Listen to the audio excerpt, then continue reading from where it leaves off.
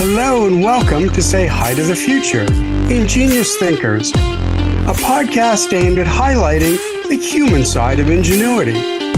My name is Ken Tenser, curator of Say Hi to the Future, helping leaders think differently in the face of uncertainty and ambiguity. Better thinking, better outcomes.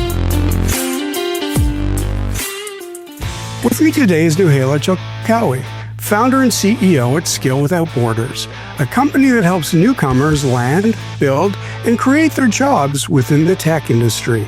Nouhaila, welcome to Say Hi to the Future. Hi, thank you for having me.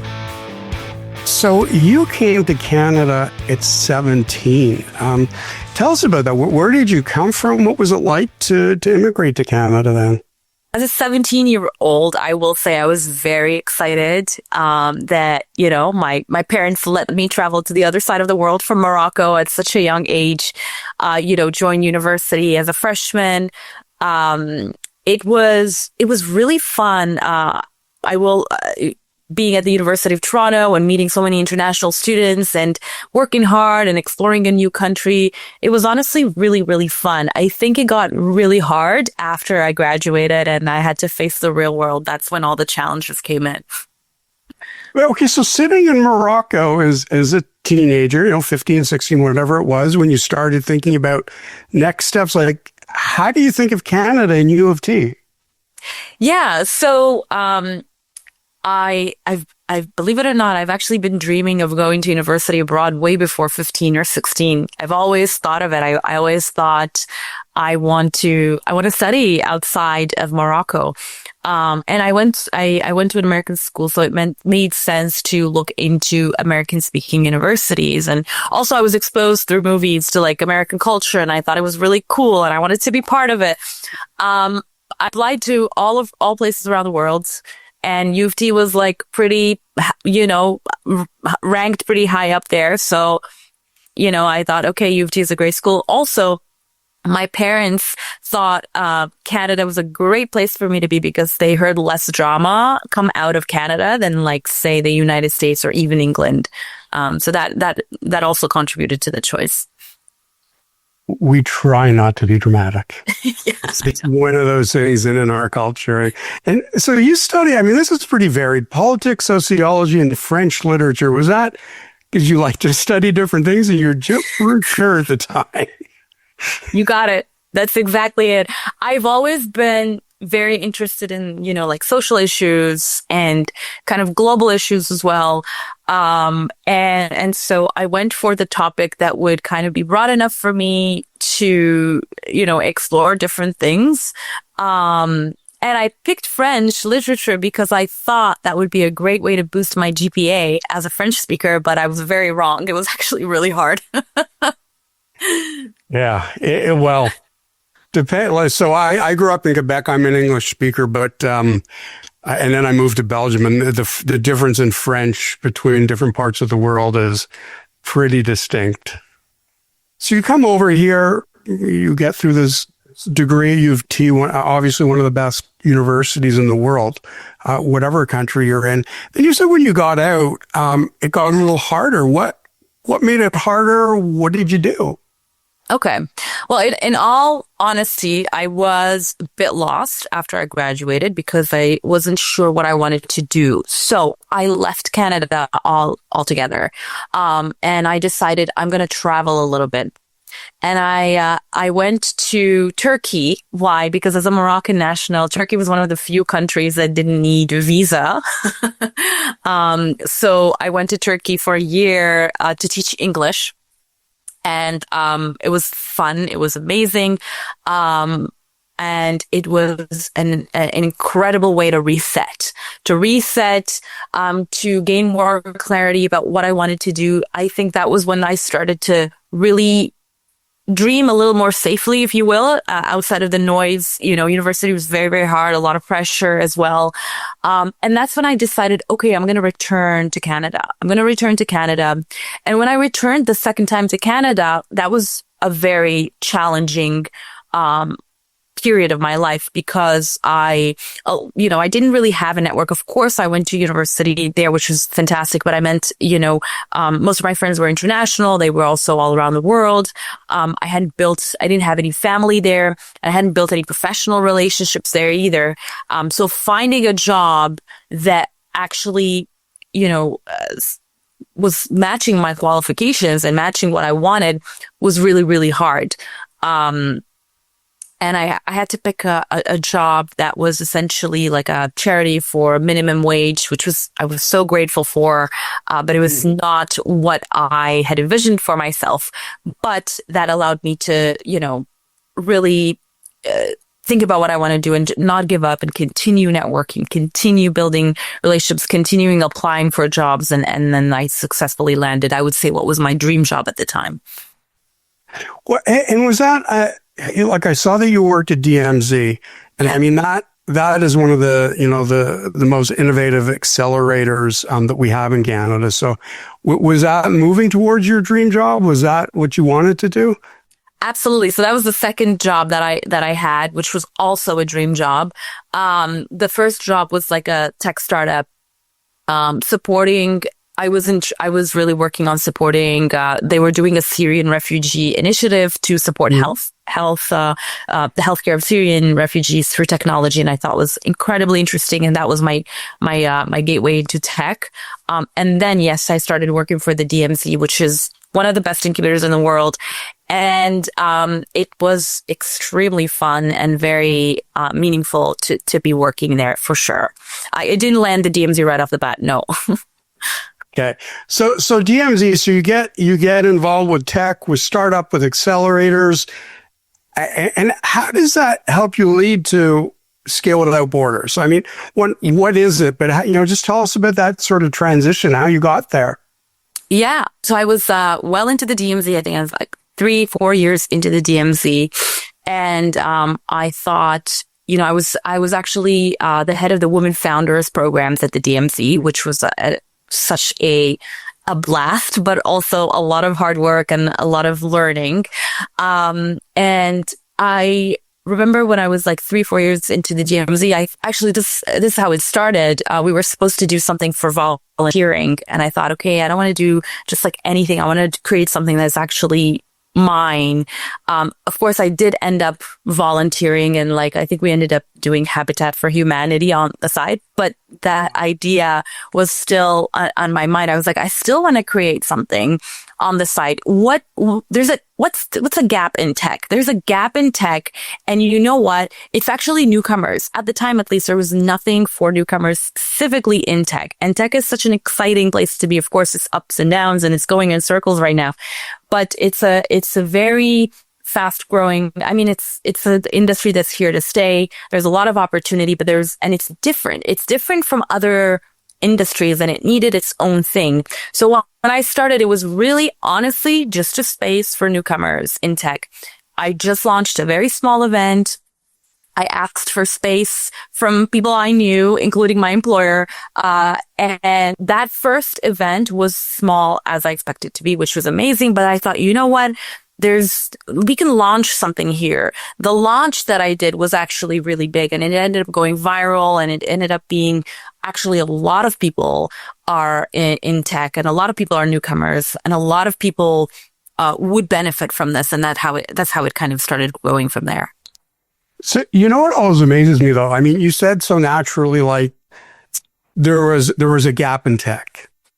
And you found it in newcomers and how, sort of the genesis of Scale Without Borders. But obviously it wasn't such, to everybody else, it wasn't such a glaring opportunity. So how do you think you spot that? I mean, is that something you just sort of train yourself or do? Or is it innate? Like, oh, I'm just, you're always looking for things, for opportunities. How does that work? Because again, it was obvious to you, but obviously not to millions of other people. Yes.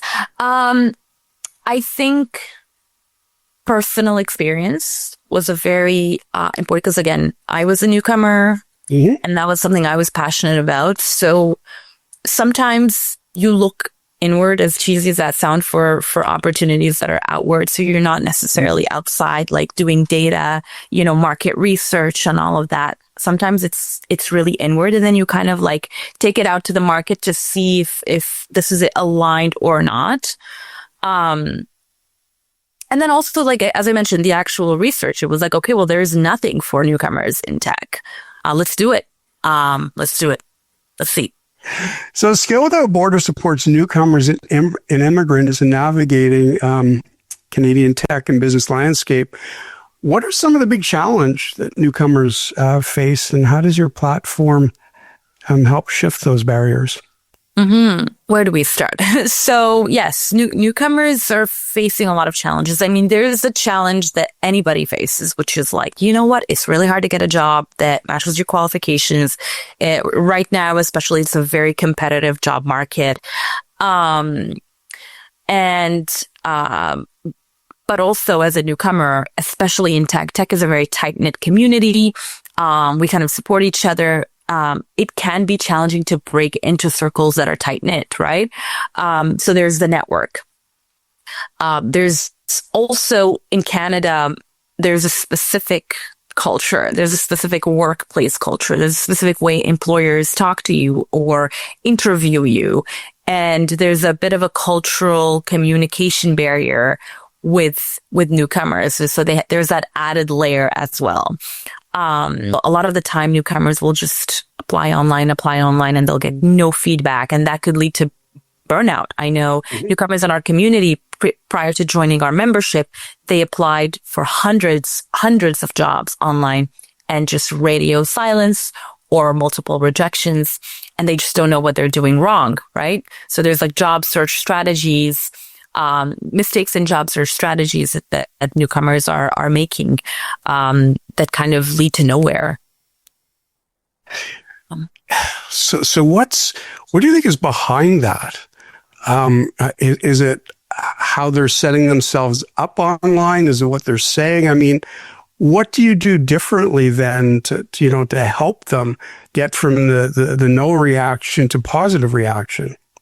Yeah. So it's barriers in every step of the way, right? So first of all, it's understanding what is even your skill set right off the bat. Mm-hmm. A data analyst in India or Morocco or Egypt is probably different from what someone calls a data analyst here, or like an IT project manager. Like, what does that mean, right? So really understanding what is actually your skill set and how do you translate that and repackage it for it to make sense and be digestible by employers here in Canada.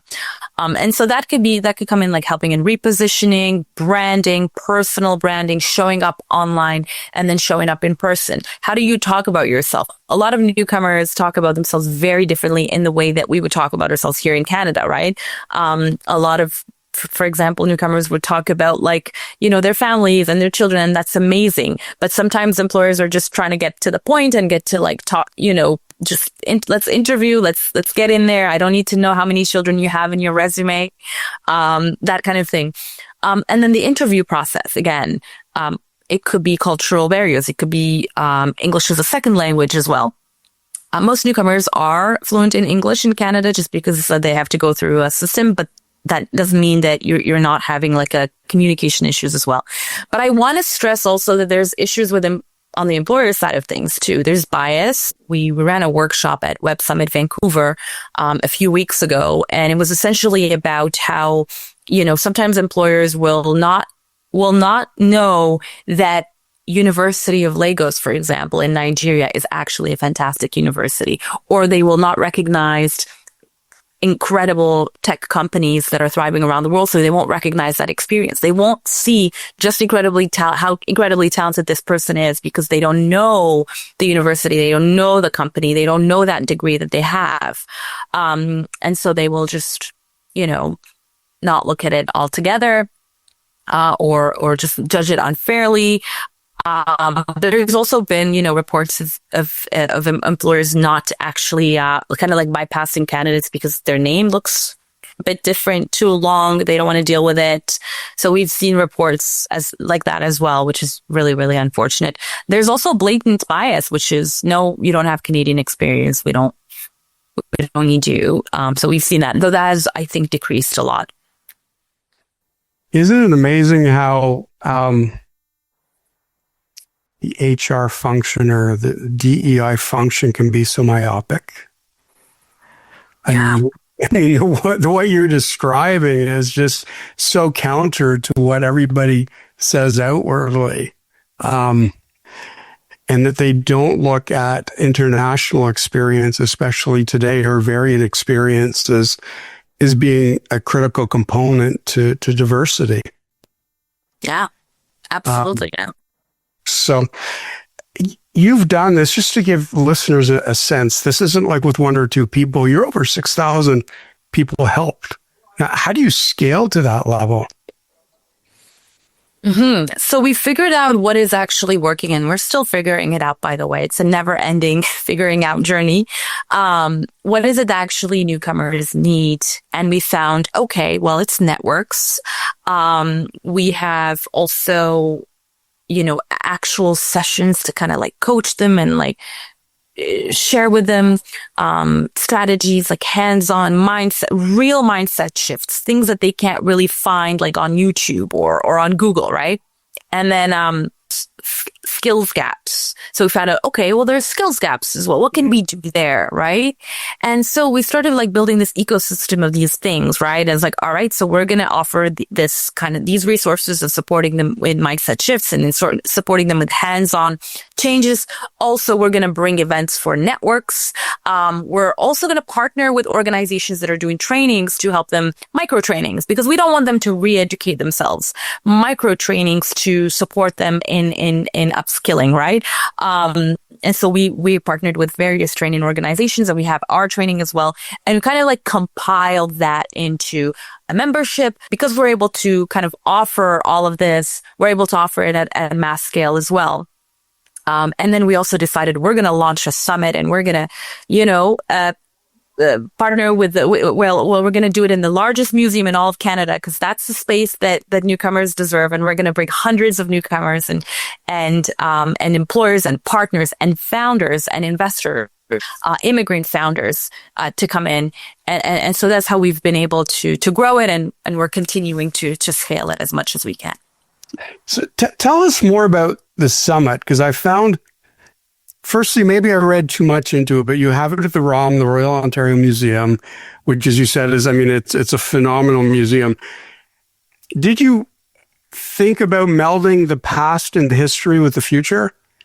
Was that part of the thought process? Because I just thought it was a phenomenal place to hold a newcomers tech event. Yes. Exactly. So for the Royal Ontario Museum, was absolutely an intentional choice. It also just kind of like worked out. I love the museum personally. I think it's phenomenal, but also as newcomers coming into Canada and getting settled and understanding the culture and integrating in Canada, I thought the museum would be an incredible place to start. Also, the museum has an incredible section for Indigenous history and culture, and I thought that was really important for newcomers and us immigrants to be part of. And also, it's really cool to do workshops in galleries and have exhibitors by our favorite dinosaur. Why not? What do we find? Who's it for? Is it just for newcomers in tech? What goes on? Yeah, that's a great question. It's for immigrants, anyone who identifies as an immigrant. By the way, because we're not a nonprofit with donations and funding from government, we don't actually need to set gears. It's okay, you are disqualified if you pass 5 years as a newcomer. It's really anyone who identifies as an immigrant can join to participate in the summit, and that's especially if they're looking for first of all, incredible sessions and inspiring speakers who have been immigrants, who've built billion-dollar companies or who've landed incredible jobs at tech companies.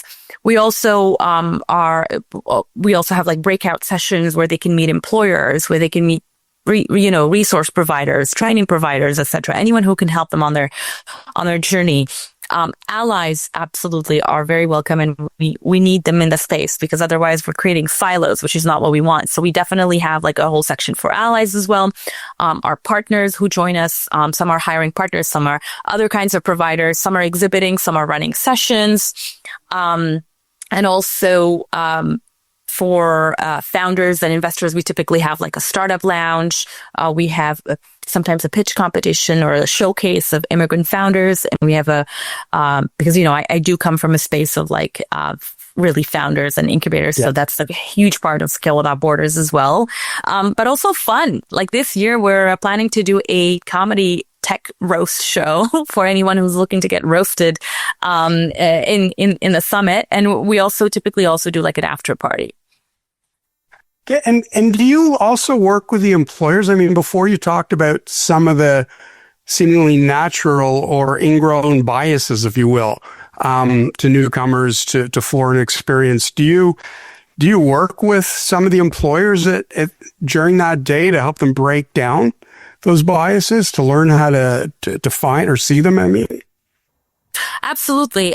So luckily, the folks who partner with us are people who already are kind of like advanced. So they recognize they're doing the work. They have like teams that are understanding the issue and that are coming out to support. So we don't feel like it's too much work to work with them. We do have sessions, again, as I mentioned, where we hosted at the Web Summit, where we share kind of like best practices, and we share what practices and processes can you implement to change the way you're hiring and change the way you're engaging with immigrants in general. And what are some of the outcomes? I mean, with these 6,000 plus people, successful, raising money, like what are you seeing? What are you measuring this all by? Yeah, that's a great question. So we're offering there's a lot of, as I shared, like there's a lot of different resources that we're offering, and every different thing has something has different kind of metrics tied to it. So like if we go by our program that we ran, like cohorts, which is like a cohort-based 3-month program, you will go through this tech training, or you go through this side kind of soft training, and then we'll do like support you with career search, hands-on. We do track, and we've reached about 70% of our graduates would land a job in tech again within 3 months, for example. So that's something that we've measured through employment outcomes. The summit is less so of a career fair, though there's a lot of people hiring, and more so of coming together and doing workshops. We measure it by sort of how many people have attended and how many employers are. And we also measure by, feedback from the attendees as well. And the different sessions that we're doing, the quality of every session that we do. Yeah. So that's we're waiting for that unicorn. We're waiting for that first $1 billion breakthrough. For like immigrant founders. Yeah. Yes. Well, what we do is, there's. Yeah, I know there are some, but coming through your program, I should say. For Scale Without Borders. Yeah. Okay. Well, we're not an incubator for founders, per se, or I would say at all. We're more so like a network. But absolutely, that's something that we'll keep in mind. So I've been speaking with Nouhaila Chekouli today, founder and CEO at Scale Without Borders. As our time comes close to an end, it goes so quickly. I know. Yeah, I know. It's a great, quick conversation, or quick-based. What excites you about the future of Scale Without Borders? What do you see? Oh, what excites me is also what terrifies me.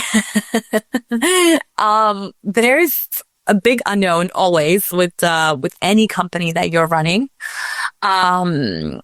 What excites me is the possibility of growing, very big, across Canada, and also potentially, also in the United States, and maybe in the world, because there are immigrants everywhere, actually. Mm-hmm. And sort of the infinite possibilities and the infinite ways we can support newcomers and have them contribute back to, the country that they're now living in. And what's the one thing that you might wish for or ask for that you're challenged by or you could use some help with? Wow, what a question. I think that there should be more organizations that pay attention to this. I do think that immigrants are not getting the same attention as they should. I think that, there's a political climate that is kind of emboldening anti-immigrant sentiment, really. And it kind of gets swept under the rug. And I think organizations should be more intentional about this specific issue. Well, that is a very good wish to put out there, and hopefully some proactive or forward-thinking organizations can share more when your upcoming summits about how they do engage. So thank you again, Nouhaila Chekouli, founder and CEO at Scale Without Borders. It's been a pleasure having you on and say hi to the future today. Thank you so much. The pleasure was mine. If you enjoyed this episode and you want to support our show, leave us a review and join our mailing list by visiting www.spyder.works. That's SPYDER.works, and subscribe to our channel. Leave us a comment with who we should interview next. Thank you for listening, and see you all next Friday.